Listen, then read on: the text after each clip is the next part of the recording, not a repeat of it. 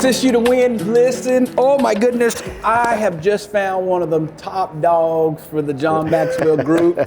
It's been a while. I want y'all to welcome my friend, my buddy, Chris Robinson. Man, welcome. How are you, man? Man, I'm doing outstanding. It's so good to see you, man. Yeah, I mean, I just love the opportunity to get to sit down with you. I know it's been many, many years since we've connected, but as soon as you call, I mean, the connection is right there. Yeah. And I said, oh man, I got to get with you. And you said, hey, Chris, would you come on? I said, absolutely, because we came up together, we continue to grow together. That's right. And I'm just excited to be in this space here with you today. Man, that's awesome. That's awesome. So your book, From Drift to Drive. Yeah. What gear do you feel the book's in right now? Man, it's in overdrive right now, man. It's in overdrive. You gotta love it. Yeah, it's a great book, man. It's taken off. Within the first 90 days, we had over 10,000 plus copies sold. Hold on, back up. Hold on. Come on. How many? Over 10,000. Oh man, that's a two numbers and then a call. 10,000. That's awesome. And we hit US number 12 on USA Today. Yeah. And the book is all over the world, man, from Asia to Europe to South America. It's just been amazing to see the reach and the impact of it. It's doing well. So what made you slow down to say you wanted to write a book? What maybe inspired you to do that? Well, it wasn't really a slowdown. Okay. You know me, I'm always in go. Yep. And so it was one of those things where I just grabbed it and went. And so I actually had no intention of writing a book in 2024 is when I started the process. I was actually at a book camp with a friend of mine, and I was just looking at it to kind of say, hey, would he be a good fit to come and speak with Maxwell team coaches in order to help them write books? But I was inside the room and they kept asking questions and kind of, I was just kind of obliging, and, he was laying out a blueprint of how to go to New York Times bestseller list. And then they asked me one of the questions, well, if you would write a book, we know you don't want to, but if you would, what would it be on? I said, okay, well, I want to talk about underperformance. I said, okay, well, then we start to kick around, well, what's the root cause of underperformance? And we begin to look at all the different things that cause people to underperform, and we came back to the word complacency over and over again. And man, my stomach grew just glue. And I said, man, I really want to help people with complacency. But most people think of complacency as laziness or apathy. But as we begin to research, what we found out is actually success-induced. It's from when we get results that we begin to take our foot off the pedal and say, hey, it's okay now. So what I did inside the book is I redefined complacency as a secret place of satisfactory success. Man, that's good. Come on, a secret place. A secret place. That place where we're like, it's good. It looks good on the outside. We know we got more on the inside, but yet we're secretly happy with it. And we came out with that, and then the next day, I'm sitting on a bench waiting on the Uber. Because the question you got to answer inside of a book, well, if you have a problem, how do you solve it? That's right. And then so I began to think that night, and then that morning, the 7 steps that I've used to overcome complacency over and over and over again in my life came to me clear as day. And so I go back inside the boardroom that morning. I said, hey, here are the 7 steps to overcome complacency on the board here. And everybody stopped and they go, that's it. That's it. That's it. And they click. Listen, my wife needed that book when I bought her a Corvette. Right. So I ordered my wife a Corvette. Okay. Right? And you think she was driving a Toyota Corolla when I first met her. So we upgraded her, and she was I bought her a Lexus. So she was like, Derrick, okay, I've always wanted a car with the leather seats and a sunroof. And so we did that. And then what happened? She wants something else. But my real dream, Derrick, was a Corvette. Okay. So we order her a Corvette. We pick it up on the showroom floor. Yep. She's like, are you going to take it off? I said, okay, I'll take it off.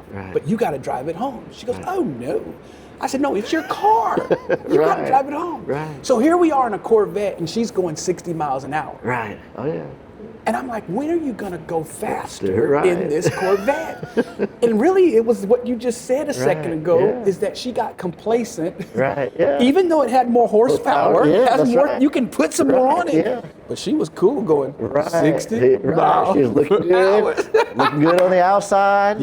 Had what she wanted on the inside. And that's the way complacency looked. It looks like busyness, right? Like, okay, I'm doing the thing. Yeah. It feels like comfort. Ooh, these seats are nice and everything's good, right? But it sounds like excuses. It's, I'm okay. I don't need to go faster than 60. Boy, Come on. Right. Boy, I see why you get booked all over the place. So, okay, so your book gets dropped. You're selling your book. Yeah. And now, I know you're speaking. Right, yeah. I mean, like, how many times you speak in a year? Oh my goodness, I don't know, but I know before in December, I looked at the January calendar before we even booked anything. I got 50 days off the calendar already. 50? 50. Like 52 weeks. Right. You only got 50 days. Right. Oh, Lord. And I'm going, oh my goodness, because that's a lot of hotel rooms. That's a lot of hotel rooms. It is. But, you know, and the main thing is we've got that 50, and I'll do more than that. But the primary thing I always want to do is make sure that I keep intact, you know, the relationship with my kids and the activities. So I build everything around them, you know, because they're in teenage years. I got 3 17-year-olds. I've got a 13-year-old. Hold on, back up. Yeah. You got 3 17-year-olds? Yeah, 3 17-years. Please explain. Triplets. Yeah, come on. It's triplets. It's triplets. Okay. Yeah. Well, you know, nowadays you might have this one over here, married into this one, got this one over here. No. So you got triplets. Yeah, we got triplets. We got a single. 17-year-olds. That's 13. Okay. And then I've got 9-year-old twins. So what? 3, 1, 2. So 6 kids, 3 pregnancies, 1 woman. All right. Be fruitful and multiply. So you was able to do a single, a double, and a triple. All you need now is a home run. You hit for the cycle. No, we're good. Got no one to walk away. Okay, so you say you build it around your kids. Right, yeah, man. Yeah. So, you know, Smart. they're very active in the sports. So we got a baseball player, 2 in track and cross country, 1 in gymnastics, 1 in golf. I mean, so I want to be there for those activities, those things. And so, although I've got these 50 dates, I prioritize everything else around the activities that they got going. So got to keep that intact, man. That's the main thing. Yeah. Well, man, you're in Dallas and you're talking about complacency, and I'm not going to really throw too much shade, but man, them Cowboys, man, we're probably the only organization that goes to the Super Bowl every year, but they never can make it to the playoffs. So I don't know what to do, man. So Dallas Cowboys, please book my man Chris Robinson. He got a book from Drift to Drive. We need him to drive past the regular season and get to the playoffs and stuff. No, man, I mean, I'm just so excited. So you're in Dallas right now. I mean, how often do you feel like you come through our city? Gosh, in Dallas here, I'm probably here about 2 to 4 times per year. Okay. I was actually just here 2 weeks ago speaking at an event. Okay. And so I had a great time there. I love the city of Dallas. I love, you know, you guys having 2 airports. You can get here from anywhere in the U.S. within 4 hours. And in fact, I'll be back here in March as well, too. And so really, really excited about this city and all that's happening in it. Yeah. So I want to know, like, you know, we both are inside of the John Maxwell world. Like, what was your entry into John Maxwell? Yeah, well, my entry into John Maxwell was 25 years ago. Okay. When I was a sales rep inside of a call center. And I was really just trying to get promoted on the job and how can I stand out. And there was a church that I was attending at the time that was offering a course by John Maxwell, the 21 Laws of Leadership. And so they had this course where you would go into the basement of the church. You'd watch a VHS tube TV. VHS. Come on, VHS. That's how long ago it was. Triplets don't know about that now. No, not at all. And I would go inside that classroom and I would watch John Maxwell on TV. And then I would go back, take notes in the workbook, and then I would go back into the workplace and I would apply these principles. So I did that over the years, just learning from John from a distance, from videos, from a book. And then, you know, I eventually figured out and found out that people get paid to speak. And I thought, oh man, that would be incredible. If I could get paid to speak, how incredible would that be? Right. And that led me into the path of joining Toastmasters, going to different conferences and events. And then when John Maxwell offered certification for that very first time in 2011, I knew that was it. I said, hey, this is my bridge to personal growth and development. That's right. And I joined that certification at that time, never looked back. That opened up the door for me to not only build a business as a coach, speaker, and trainer, but to be personally mentored by John and guided by John and traveling the world with John Maxwell and Mark Cole and Valerie Burton and all these incredible speakers as a result of just continuing to say yes to my dream of speaking, coaching, and training. I love it. I love it. You know, I think there's so many people that are out there and they always want to know, how do you get to that space? Yeah. It's all about beginning. Yeah. And I love how you said you began from a distance, because very similar story. Scott Wilson for me was my youth pastor. Oh, really? I know he's good friends with John as well, right? And he used to make us listen to Enjoy Life Club. Right. And they would send us that tape, you know, we would get it, and it had the notes inside. And, you know, you'd hear John, well, today I'm at San Francisco at this church here. And we're going to, let's open up our note. And that was how I learned. So a very similar story, right? And then before you know it, you just start consuming it because it's practical and it's applicable. Right. And it works. Right. It works. So, man, it's how powerful it is to be able to see what principles can do for your life. It really does. As he says, the law of the lid, it lifts us off. It takes us in new places. Incredible. Yeah. So, Drift to Drive. Yep. You're out here doing that. Do you think you'll write another book? Yeah, absolutely. You went from, I don't even want to write a book, to absolutely. Absolutely. Well, because the impact that it's making. Like, this book is going places that I will never go. This book is reaching people that I would never be able to reach by video, by speaking in person. I mean, I'm seeing this book on beaches, on trains, on planes, all over the world, in places that I'll just never be able to go. That's good. And if we look at John Maxwell and his model, his reach and his impact has been started and maintained by his ability to sit down every single day and write, every single day file, every single day read. And as a result of that, he's written over 100 plus books in his 50 years of doing this. Now, I don't plan on writing 100 plus books. At least that's what I say today.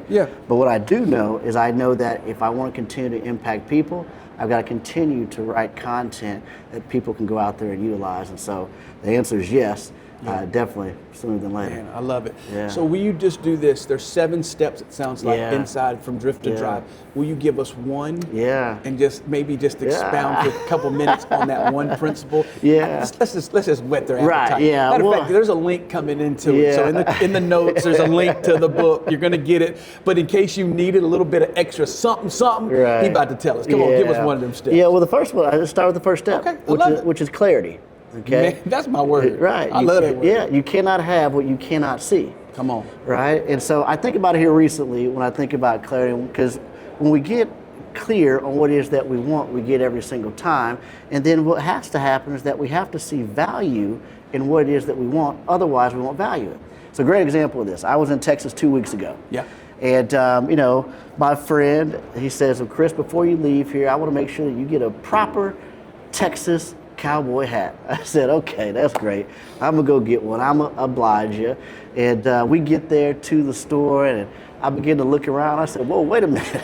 I didn't know these hats cost this much. And I said, I'm looking at the hats, and I do what most people did. I looked at it, I said, well, give me that one right there. It's about $200 right there. Now, that's a lot of money for a lot of people for a hat. Because I'm thinking, well, I'm not gonna wear this hat very much at all, and so just give me that hat right there. It's only $200, and I'm not going to wear it very often. He says, no, Chris. He says, if you're going to get a proper hat, you're going to get a proper hat. He says, I need you to get that Cadillac up there. I said, okay, great. He was paying for it. Now here I am trying to filter the blessing down. I'm trying to, hey, let me tame this thing down. And then so the guy grabs the hat, nicest hat up there on the rack, and it's a 60X felt hat. Now for the people out there that know that, they know that. This is a nice hat. Yeah, I'm in Texas. We know what. I don't know what that. I had no idea what it was. I think I was looking at a 10X, and this was a 60X, and I'm going, oh man. And so the guy begins to shape the hat. He begins to work with it, fit it, puts it on me once, puts it on me twice, and he finally puts that thing on me, and then I turn around, I look in the mirror, and all of a sudden my shoulders went back there. I said, woo, I like this hat.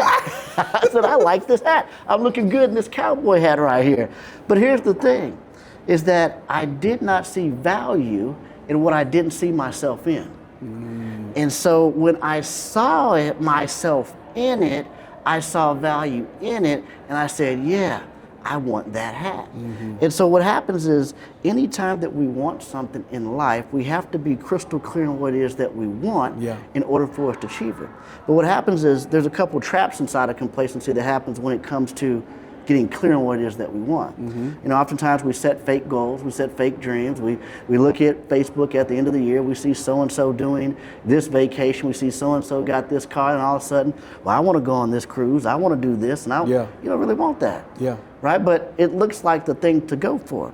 And so what ends up happening is we get confused, we set fake goals, and then we have what's called complacency myopia. Now that's a term that we created in the book that is an optometry term for nearsightedness, meaning that you set a goal, but then you have this complacency myopia where you're looking at all the little things that keep you busy. Well, I'm gonna do this, I'm gonna do this, I'm gonna do this. Come on. But there's no vision to get to that cup over there. And you're just doing stuff to be busy. But then there's people on the other side of it that have what we call complacency hyperopia. They can see that cup crystal clear. I want to get to that cup, but man, they can't see a step in front of them. Come on. And then they just sit there and just look at the cup and say, I want the cup, I want the cup, thinking that just because they exist and because they want it, somehow it's going to happen. And so what we have to have is we have to have this 20/20 vision to where we have to take the step that we know in front of us, and we have to be clear on the vision that we want so that day by day, every single day that ends in day, we can take steps to move towards that goal. So you cannot have what you cannot see. Man, let me tell you something. You just solved my putting woes. I'm not gonna try to tell you which word it is. That's right. I can see the cup. Right. God, no, I can't see the line. Right. No, that's so good. I say it all the time. I say that we build what we birth. Right, yeah. And we drop what we adopt. Right, yeah. And too many people are adopting somebody else's goals, dreams, and desires. And though you think you want it, you're not going to work towards it because you really didn't want it. You call it fake goals, right? But when you get something on the inside of you and you build what you birth, that's why I love coaching, because it really helps people to discover not what's without, but what's within. And when I can come to that place of discovery, ultimately what I can do is I can say, this is what's in me. It's like a lady that gets pregnant. She has to have her baby. She can't have somebody else's baby. You know, I get y'all pregnant and you're pregnant, but this is the baby I got to birth, right? So when you know what's inside of you, then you ultimately birth that, and then you build the thing that you birth. That's and great. So, man, I love it. So, chapter 1's clarity. You're going to read chapter 2 through 7. You know what I'm saying? We got to read that. We got to read that. Hit the link right there. So, here's my big ask. Man, a person like you that's on 50 plus stages that you start the year off of, that's going to keep adding. I would love for you to come back and just come into our network and just pour into the people. Maybe we'll get you virtual so you don't have to bring us that 60X hat. If you bring the 60X hat back to Texas, boy, we're going to be looking and saying, man, we can't afford this program. That's too much. But man, we got an online network that are people that are just humble and hungry. That they just want what you're putting down, man, what you're talking about. You got it, man. Man, I just got to tell you, thanks for just taking a few minutes. I know you came through, you guys are on this tour right now, but you just stopped and took the time. And man, we're so gracious that you would do that. Thank you. Thank you for having me. And you got my commitment. I'm going to come back for your community. Man, I'm going to add value to you. Thank you. And man, we're going to help some people. And you got my commitment that I'm going to find some places for you to speak that you haven't spoken. Okay, now, I got good. 50 of them. I don't just tell me those. They're my ex-golf, right? You already got them, right? I'm going to find a new place, right? I'm going to find just like a new golf course. Right, you know what it's like. It's always good to play a new golf course. Indeed. Now, I saw that belt you have on. Real quick as we leave out of here. Man, you play some golf? Oh, yeah. Play some golf. Okay, so when you come back to Texas, we got to play some golf. We got to play some golf. Matter of fact, I'm going to have my videographer on the golf course with us. All right, sounds good. Because we want the world to see it. Right. Can Chris Robinson play some right. Man, thank you so much for coming, man. We appreciate you, man. We appreciate you.